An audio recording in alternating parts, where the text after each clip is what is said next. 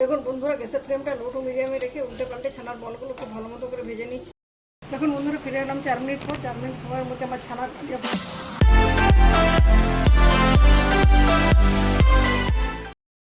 নমস্কার বন্ধুরা, আমার চ্যানেলে আপনাদের সবাইকে স্বাগত জানাই। আজকের পর্বে সম্পূর্ণ নতুন ধরনের একটা রেসিপির সাথে আপনাদের সবাইকে স্বাগত জানাচ্ছি। আজকে আমি নিরামিষ রান্নার রেসিপি শেয়ার করবো। এটি সাবেকি রেসিপি। আমরা সহজে ছানার রান্না খেতে অভ্যস্ত হয়ে গেছি, কিন্তু আমি আজকে বানাবো ছানার কালিয়ে। ছানার কালিয়ে বানানোর জন্য দেখুন এখানে 350 গ্রামের মতো ছানা কাটিয়ে নিয়েছি। কীভাবে দুধ থেকে ছানা কাটাতে হয় সেটা অনেক ভিডিওতে দেখিয়েছি। যদি আপনারা যান ডেসক্রিপশন বক্সে লিঙ্ক দিয়ে দেবো, সেখান থেকে দেখে নেবেন। তারপরে ছানার মধ্যে দিয়ে দিচ্ছি দেখুন 1 চামচ হলুদ গুঁড়ো, 1 চামচ জিরে গুঁড়ো, 1 চামচ ধনে গুঁড়ো, 1/2 চামচ লাল লঙ্কার গুঁড়ো, আর দিয়ে দিচ্ছি পরিমাণ মতো লবণ, কিছুটা গুঁড়ো চিনি দিচ্ছি। এটা স্বাদের জন্য গুঁড়ো চিনি অ্যাড করলাম, তাহলে খুব তাড়াতাড়ি মিক্স হয়ে যাবে। দানা চিনি দিলে মিক্স হতে সময় লাগে। আর বাইন্ডিংয়ের জন্য দিয়ে দিচ্ছি এখানে 1.5 চামচের মতো ময়দা। সবটা খুব ভালো মতো মিক্স করে দিচ্ছি। এমনিতে মিষ্টি বানানোর ক্ষেত্রে যেভাবে ছানাটা মসৃণ করে মাখতে হয়, এক্ষেত্রে সেভাবে না মাখলেও চলবে। ছানাটা খুব ভালো মতো মাখা হয়ে গেছে। এবার কয়েকটা কাঁচা লঙ্কা কুচিয়ে দিচ্ছি আর ভালো মতো মেখে নিচ্ছি। ছানায় ময়দা দেওয়ার ক্ষেত্রে ছানার পরিমাণ বুঝে দেবেন। খুব বেশি যদি ময়দা দিয়ে দেন তাহলে ছানার কালিয়াটা খেতে ভালো লাগবে না।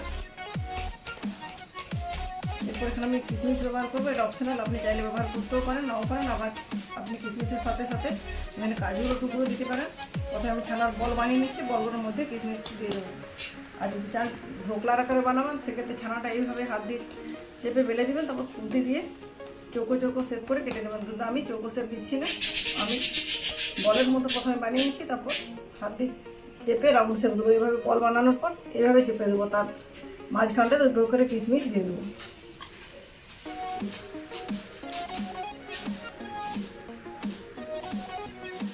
ছানার কালিয়া গ্রেভিটা পারফেক্ট করার জন্য কিছুটা বেসনের প্রয়োজন। এই যে 1 চামচ আর সামান্য একটু বেসন নিচ্ছি। 1 চামচের চেয়ে কম বেসন নিয়ে একটু খুব ভালো মতো করে কালি করা ভেজে নিচ্ছি। বেসন ভাজার খুব সুন্দর একটা ফ্লেভার ওঠে। যখন ফ্লেভার ওঠে তখন বেসনটাকে অন্য বাটিতে ঢেলে দেবো। দেখুন বেসনটা খুব ভালো মতো ভাজা হয়ে গেছে। বেসন ভাজার একটা খুব সুন্দর একটা সুগন্ধ আছে। এই বেসন রান্নাটাকে খুব ভালো সুন্দর করে তুলবে। কিন্তু বেসনের পরিমাণটা যদি মাত্রাধিক কমে যায়, যে বেসনের রান্নাটাকে আবার খারাপ করে দিতে পারে। এই জন্য পরিমাণ বুঝে বেসনটা ব্যবহার করুন। ভাজা বেসনটা একটা বাটিতে ঢেলে নিচ্ছি। পরে একটা গ্রেভি তৈরি করবো, তখন দেখাবো কীভাবে তৈরি করছি।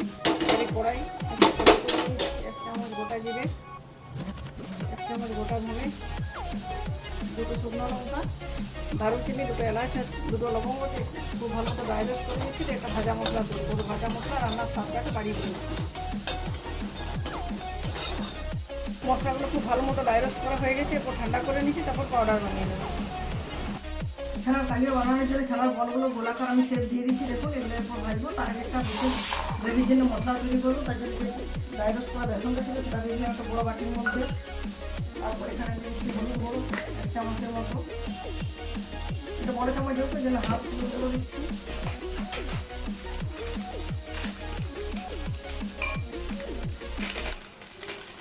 জিরে গুঁড়ো দিচ্ছি 1/2 চামচ।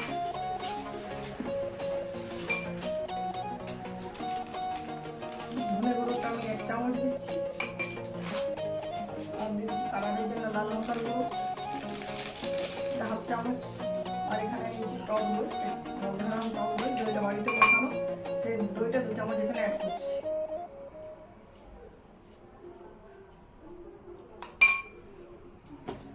ভালো মতো মিক্স করে একটা ব্যাটার তৈরি করে নিচ্ছি। দেখুন বন্ধুরা, ছানার কালিয়া বানানোর জন্য যে গ্রেভিটা তৈরি করবো তার জন্য পুরো মিশ্রণটা তৈরি করা হয়ে গেছে। আমি এখানে ফ্রিজ থেকে বের করে ঠান্ডা দইটা দিয়েছি। ঠান্ডা দই ডাইরেক্ট কখনোই গরম কড়াইয়ে দেবেন না, তাহলে রান্নাটা ফেটে যাবে, কারণ দইটাই ফেটে যাবে। এটা রেখে দিচ্ছি। এরপর চলুন ছানার বলগুলো খুব ভালো মতো করে ভেজে নেব।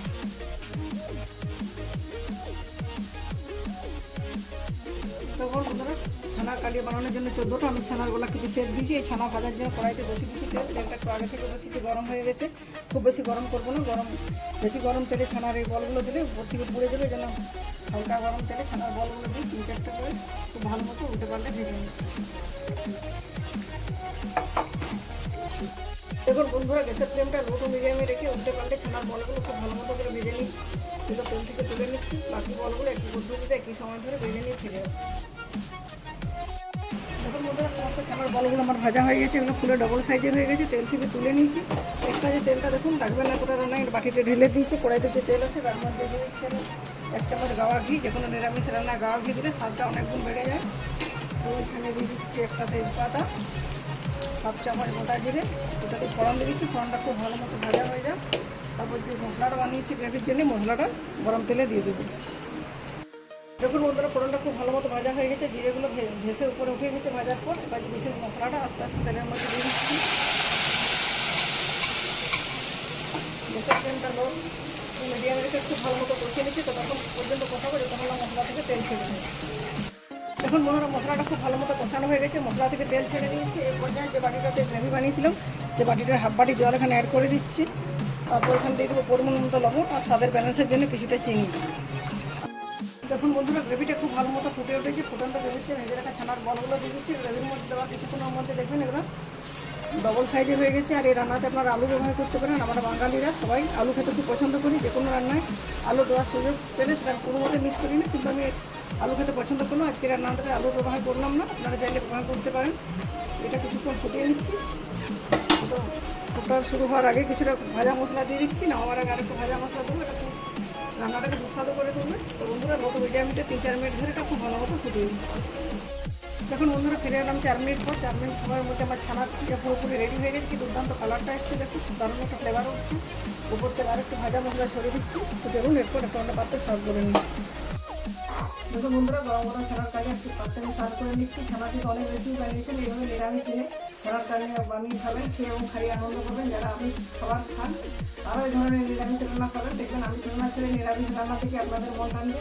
তো বন্ধুরা, আশা করছি আমার আজকের রেসিপি আপনাদের খুবই ভালো লাগবে। ভিডিওটি যদি ভালো লাগে অবশ্যই লাইক এবং পরিচিত বন্ধুদের মধ্যে যতটা সম্ভব শেয়ার করবেন। চ্যানেল যদি নতুন বন্ধু হয়ে থাকেন, চ্যানেলটি এখনও সাবস্ক্রাইব করে না থাকেন, অবশ্যই চ্যানেলটি সাবস্ক্রাইব করে পাশে থাকা বেল বাটন অন করে দেবেন আমার চ্যানেলের সমস্ত ভিডিওর আপডেট পাওয়ার জন্য। তো বন্ধুরা, আজকের মতো এ পর্যন্ত। পরের দিন দেখা হবে নতুন কোনো রেসিপির সাথে। ধন্যবাদ।